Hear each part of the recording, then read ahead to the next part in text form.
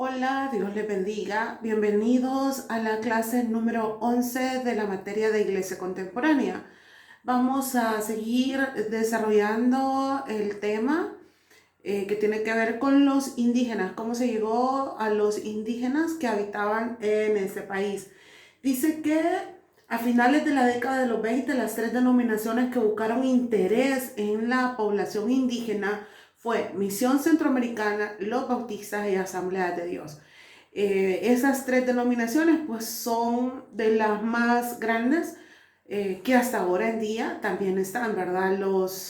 Tres, eh, las tres iglesias forman parte de un detalle sumamente importante para el desarrollo del evangelio en nuestro país, como lo es el hecho de haberse acercado a los indígenas. Dice que se estima que habían más de 60,000 indios de la raza pipil en las zonas de Nahuizalco, Izalco, Huayoa, Ataco, Santa Catarina, Mazahuat y otras comunidades. En mayo de 1927 dice que la Misión Centroamericana envió a un mensajero, W. Cameron Townsend, quien antes había sido servido. Vea, él está en Guatemala, ¿verdad? Había estado sirviendo en Guatemala con los caciqueles y dice que él empezó a realizar una investigación acá en El Salvador con los indígenas.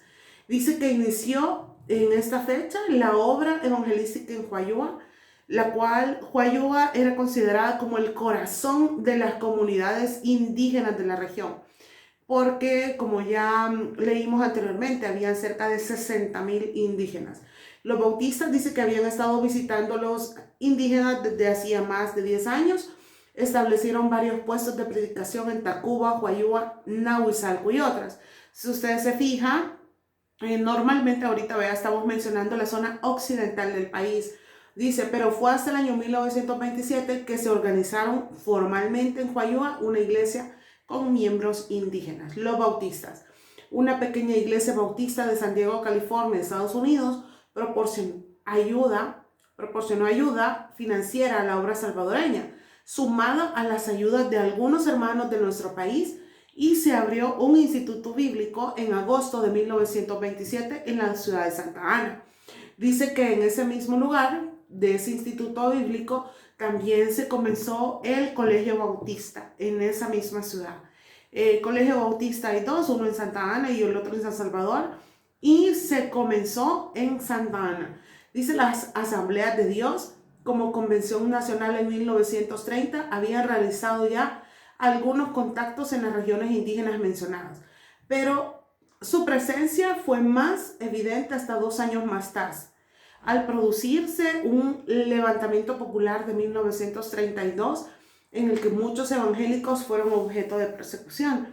Y vamos a entrar a este año que de verdad, si nosotros leemos y nos ponemos a pensar de verdad con el corazón lo que vivieron durante ese año, fueron momentos muy duros para las personas cristianas, para los verdaderos evangélicos, como así le llamaban, porque hubieron acontecimientos difíciles como una insurrección, dice acá, popular contra el gobierno general de Maximiliano Hernández Martínez, en el que participaron miles de indígenas, con un saldo de alrededor de 30,000 muertos. Se puede imaginar, o sea, para mí un muerto es bastante. Entonces, ya que se diga que hubieron 30,000 muertos, en realidad fue algo bastante complicado. Incluso dice que los historiadores mencionan ese acontecimiento como la matanza. Dice que la opresión, la pobreza material y la falta de educación de la población indígena fueron aprovechadas por los líderes comunistas que existían en el país en esa época, quienes agitaron y lanzaron a los nativos a la sublevación contra el gobierno y la clase económica establecida de los ricos. Los sublevados no entendían, obviamente, no entendían qué era la política, ni mucho menos qué era el comunismo. Se tomaron los edificios públicos municipales de las poblaciones de Izalco, Nahuizalco, Sonsonate, Huayúa y Tacuba, y arrasaron incendiando y saqueando las residencias, negocios y bienes de las familias pudientes. causando sin duda la muerte de muchas personas. Dice que alzaron banderas rojas en algunas alcaldías como señal de autoridad. En realidad, como se menciona, ¿verdad? Acabamos de leer, dice que líderes comunistas hicieron que los indígenas se sublevaran de tal forma y se fueran en contra de las personas que tenían de alguna manera, ¿verdad?, una situación económica mayor a lo que ellos tenían. Entonces consideraban que haciéndoles todo esto, pues les iban a hacer daño. Dice que la insurrección fue reprimida de inmediato y en forma indiscriminada por el ejército y la Guardia Nacional. Dice que fueron fusilando cientos y cientos de pobladores indígenas. De verdad que, bueno, no estuve ahí en ese momento, no estuve en esa situación, pero yo considero que haber sido momentos muy difíciles, ¿verdad? Los indígenas estaban siendo llevados a ese punto de decir, ustedes, me imagino, ¿verdad? Ustedes no, algo así, no es que así haya pasado, pero me imagino que ustedes no tienen el dinero, pues nosotros lo tienen y los vamos a atacar porque de alguna manera, pues ellos no deberían de tener eso. Entonces llegar a ese punto en realidad fue muy difícil y pues se perdieron muchas vidas. Y cuando ellos también se sublevaron, los indígenas igual hicieron perder muchas vidas, pero vino el ejército y la Guardia Nacional que había en aquel entonces y también mataron a muchos indígenas. Dice, hubo falsas acusaciones contra los evangélicos y denuncias tendenciosas. En Nahuizalco, Pedro Bonito, con todos los creyentes que pudieron encontrar, fueron fusilados. ¿Se puede imaginar? O sea, no fue fácil, de verdad, no fue fácil ese momento para la iglesia cristiana. Miembros de la Liga Ladina de Defensa de Nahuizalco entraron en la capilla de la Misión Centroamericana, quemaron las Biblias y arrasaron todo lo que encontraron. El pastor bautista Eulalio Rivera, de la obra En el mismo Nahuizalco, fue también injustamente acusado de ser un instigador comunista. Se le fusiló en presencia de su esposa. No sé, ¿verdad?, qué habrá pasado por la mente de ella al ver ese momento, pero ha de haber sido algo que en realidad sí marcó su vida, siendo hijo de Dios y siendo acusado falsamente. Dice el reverendo Alejandro Magnauf, quien fue amenazado de muerte, reportó que él se encontraba en Huayúa el día 22 de enero de ese año y que él vivió los hechos y fue testigo de tan dolorosos acontecimientos. Como le digo, yo vuelvo a leer esto, ¿verdad?, porque son varias veces que voy leyendo partes de este libro y siento yo que cada vez que uno puede leer y recordar esas historias nos hace ver que somos bendecidos ahorita en este tiempo, porque nosotros podemos libremente buscar de Dios, hablar de Dios a otros y nadie nos está reprimiendo por eso. Lo que ellos vivieron, o sea, perdieron vida, familias, muchas cosas. Dice que el reverendo Rafael Williams de la Asamblea de Dios, junto con 2 alumnos de su instituto bíblico, celebraban una campaña evangelística en la población de Tacuba para esos días.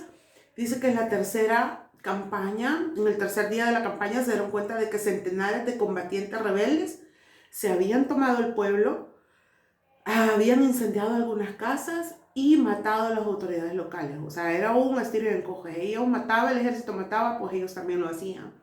Al día siguiente, por la tarde, dice el reverendo Williams y sus colaboradores planearon escapar con rumbo a Huachapán, lo cual intentaron hacer a la mañana siguiente, pero su intento fue fallido, porque le salieron en el camino unos 50 rebeldes armados, quienes procedieron a su detención. Estaban a punto de ser fusilados cuando varias gentes del pueblo les gritaron a los rebeldes diciéndoles de que ellos en verdad eran predicadores evangélicos. Definitivamente ahí el favor de Dios, la protección de Dios, la misericordia de Dios en la vida de ellos. Fue así como se les permitió regresar a la capilla con un salvoconducto extendido por uno de los jefes rebeldes. En la casa de la madre de aquel jefe, el reverendo Williams había realizado un culto en otra oportunidad. Ese mismo día, dice, entraron las tropas del gobierno, dominaron la situación y recuperaron las posesiones tomadas por los rebeldes. Los papeles y el terror se invirtieron entonces. Los ocupantes de edificios públicos y particulares fueron sacados a la calle y fusilados de inmediato. El ejército registró las viviendas casa por casa con listas improvisadas de comunistas, quienes al ser localizados fueron ejecutados sin mayor averiguación. De verdad que 1932 fue un año que marcó muchísimo la vida de las personas. Yo creo, ¿verdad? Que no sé si ahora en día habrán personas que en ese momento estaban muy pequeños, que tal vez perdieron a sus padres, a sus familias, a sus hermanos, y pues que ahora en día este, eh, quizás es como segunda o tercera generación, ¿verdad? Que tal vez perdieron abuelos, tíos en eso, y probablemente eso todavía esté guardado en el corazón de ellos, ¿verdad? Porque acuérdense que esas cosas se transmiten como de generación en generación. Y dice acá también que el reverendo Rafael Williams y sus acompañantes se presentaron ante el comandante de las tropas gubernamentales, y cuando esto sucedía, algunos enemigos de la obra evangélica informaron que el misionero y sus acompañantes eran aliados de los comunistas. O sea, era como ellos también lo son. Pero sabemos que no eran, pero había de verdad un mundo de confusión en ese entonces. Dice de nuevo, el reverendo Williams y sus alumnos estaban a punto de ser fusilados, solo que ahora sería a manos de las autoridades militares. Sin embargo, la muerte era la misma, aunque solo era la muerte física. De repente apareció providencialmente, ¿verdad? Algo que solo puede venir de Dios. Un guardia que había conocido al reverendo Williams en la investigación de un robo hecho a este. Al identificar al misionero ante sus jefes, los hermanos fueron puestos en libertad y así fueron librados de la muerte nuevamente. Definitivamente que cuando la gracia de Dios está en nuestra vida, cuando la misericordia de Dios está en nuestras vidas, estemos donde estemos, ahí está Él también protegiéndonos, guardándonos, cuidándonos. Pero a los que de alguna manera, pues ellos estaban haciendo la voluntad de Dios, que era llevar su palabra a otros, y no era su tiempo, no era el tiempo, no era el momento. Ellos tenían que seguir hablando y predicando, llevando la palabra a otros, y Dios lo libró 2 veces de la muerte. Los misioneros de los bautistas y de la misión centroamericana dice que pidieron una entrevista con el presidente Martínez, la cual les fue concedida. Don Roberto Bender fue el vocero del grupo. Bender pidió al presidente que pusieran fin a la matanza, argumentando que mataban a creyentes como comunistas, lo cual no era verdad, ¿verdad? Decían que el creyente era comunista y eso no era cierto.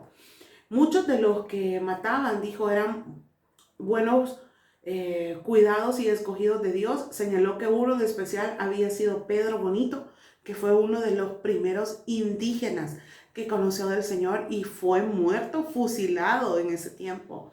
El presidente respondió que suspender la matanza no era decisión de él, sino que era un asunto del ministro de guerra. Sin embargo, a los pocos días la matanza cesó, aunque la oposición, convertida a veces en persecución contra los evangélicos, continuó por largo tiempo. Eso explica por qué los predicadores y las actividades de los evangélicos eran objeto de ataques con piedras, cal viva, bloqueo de curas católicos y capturas en los pueblos por patrullas cantonales y otras autoridades que violaban la ley y garantías sobre la libertad de culto. Vea que ellos vivieron circunstancias difíciles, quizás más complicadas que las que pudo haber vivido la iglesia primitiva, aquella que se narra en Hechos. No se habla de matanzas en ese punto, pero sí lo había, porque si nosotros vemos en Hechos, en el capítulo 9, cuando se habla de la conversión de Saulo, y anteriormente en Hechos 7, que también se habla cuando apedrearon a Esteban, que fue un mártir, de verdad, sí se daba ese tiempo, sí hubo persecución, pero no tenemos hechos tan narrativos, ¿verdad? De matanzas de miles, como lo tenemos acá nosotros registrado en este libro que se llama 100 años de presencia evangélica en El Salvador.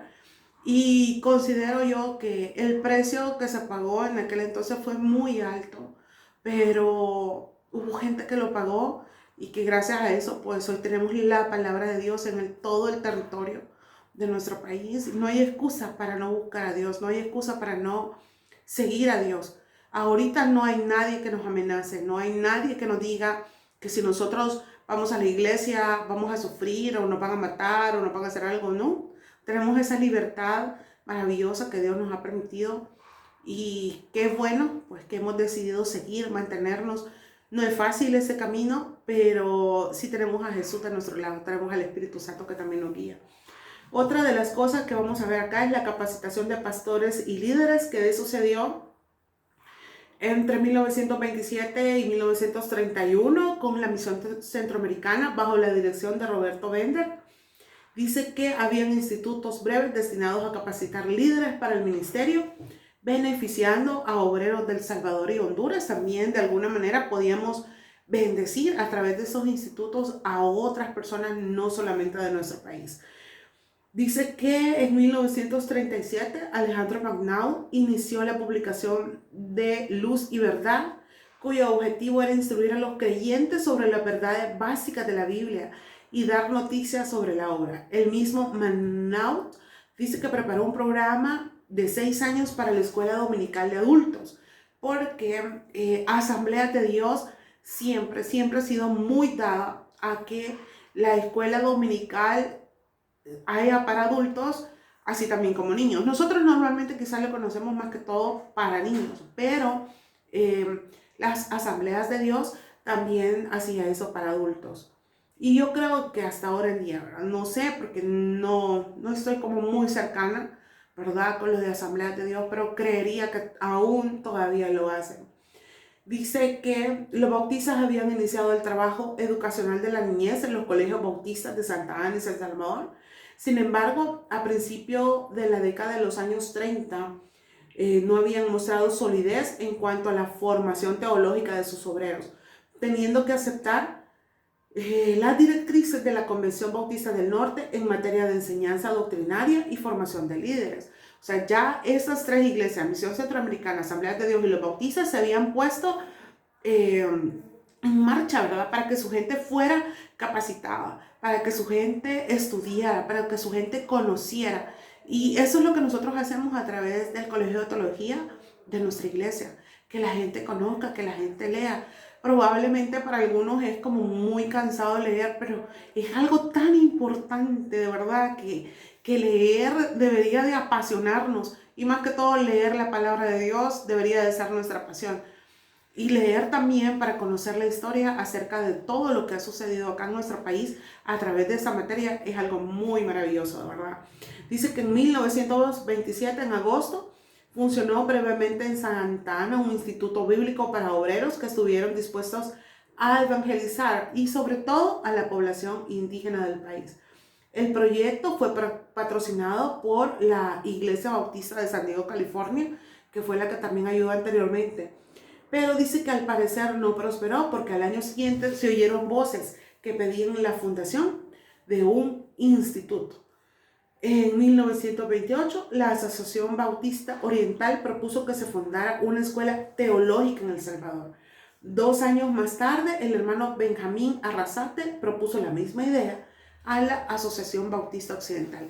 De verdad, todos ellos querían, ahora que la gente ya conocía a Dios, que tuvieran una formación teológica, que profundizaran en la palabra de Dios. Fue hasta en el año 1936 que el reverendo Thomas Dixon abrió el Instituto Bíblico en Santa Ana, utilizando, dice, parte de las instalaciones del Colegio Bautista de aquella ciudad. En 1940 fue cerrado ese instituto debido a que los hermanos Dixon tuvieron que salir del país. Dice que fueron a Nicaragua y el segundo regresó a los Estados Unidos. Las Asambleas de Dios se enfrentó ante un problema que sus miembros daban una mayor importancia, dice, a las experiencias con el Espíritu que al estudio de los principios de la palabra de Dios. Y yo creo que eso se ha dado hasta ahora en día. Definitivamente que hasta ahora en día se ha dado también esta situación. Dice que para resolver la situación se establecieron algunas normas de fe y conducta. Y en materia de educación, Rafael Williams y Francisco Arbizú prepararon materiales de estudio y se impartieron cursillos de 2 a 3 semanas en la iglesia. O sea, los nuevos creyentes también fueron instruidos bíblicamente por sus pastores, que a su vez fueron capacitados antes. Vea qué importante es que podamos ser formados. ¿Formados para qué? Para que nosotros podamos seguir siendo preparados también para formar a otros, porque de eso se trata esto. No solamente es por nosotros, sino que es por los que van a conocer de Dios, por los que Dios quiere alcanzar, y entre más preparados nosotros podamos estar es mejor, porque van a conocer más acerca de Dios. Dice que un instituto muy importante es el de la Asamblea de Dios, el Instituto Betel, que ha sido de gran bendición para muchas personas, y no solamente de El Salvador, sino también de Guatemala, de Honduras y Nicaragua.